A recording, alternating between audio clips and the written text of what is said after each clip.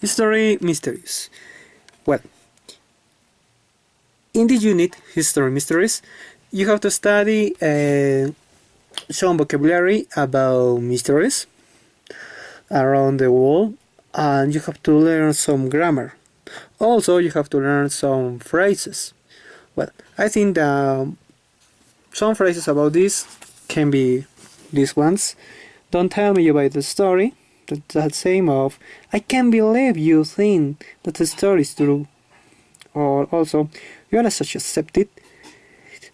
It's the same of you are too realistic. Or you have a narrow mind. Also, if you say there is no question,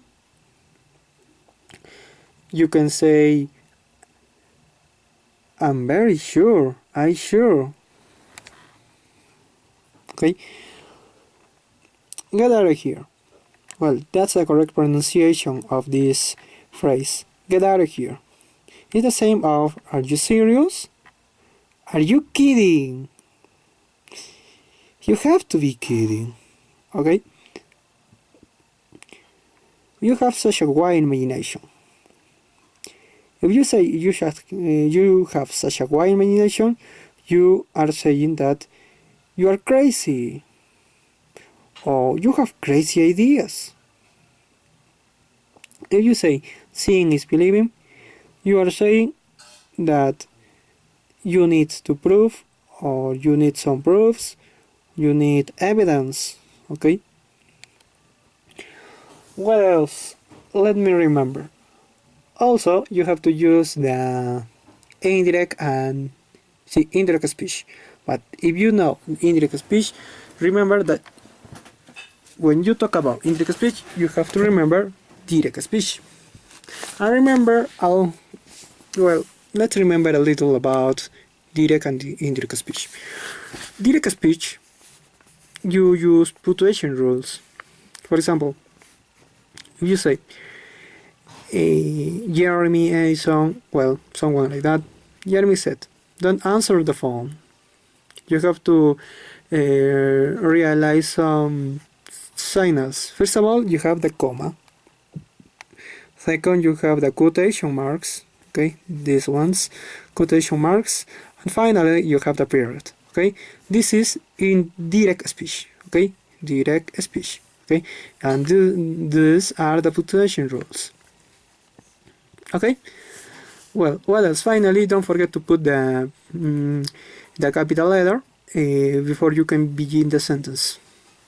But remember, you have to convert this direct speech to indirect speech. How can you convert this? Well, in this way. You have to remember that you have to use two verbs. The first verb you can use is tell or say. Okay? Tell or say. Now, well, most of the time you have to use told in the past form and said.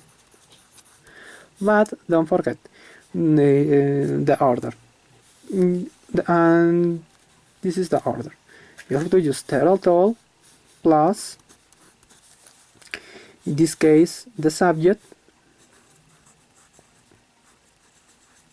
and in the other case you have to use said plus a preposition, in this case a preposition to, and the subject.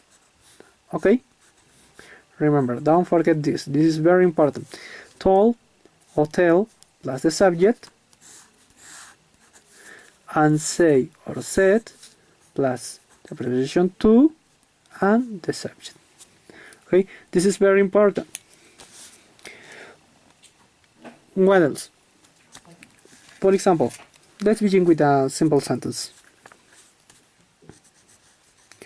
Mary told me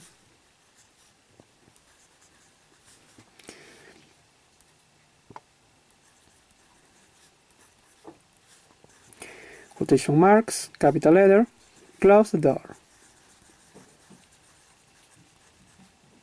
Quotation marks, period. Well, this is direct speech. How can I convert to indirect speech? Mary told me to, remember the preposition, to close the door. We don't use in this case quotation marks and the other signals, okay? And also we don't use the capital letter, okay? Remember that. What else? You have to know that there are some particular cases like this. If you have the preposition this or that, those prepositions change. And if you have tomorrow, change. For example, if you have Elsa called me yesterday. This is Anna, for example. Anna said this. How can you convert this to indirect speech? Anna said to me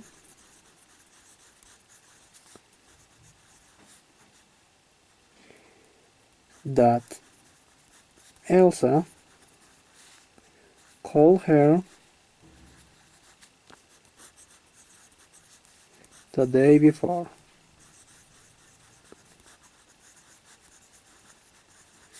The day before, you have to use this if you want to convert from direct speech to indirect speech.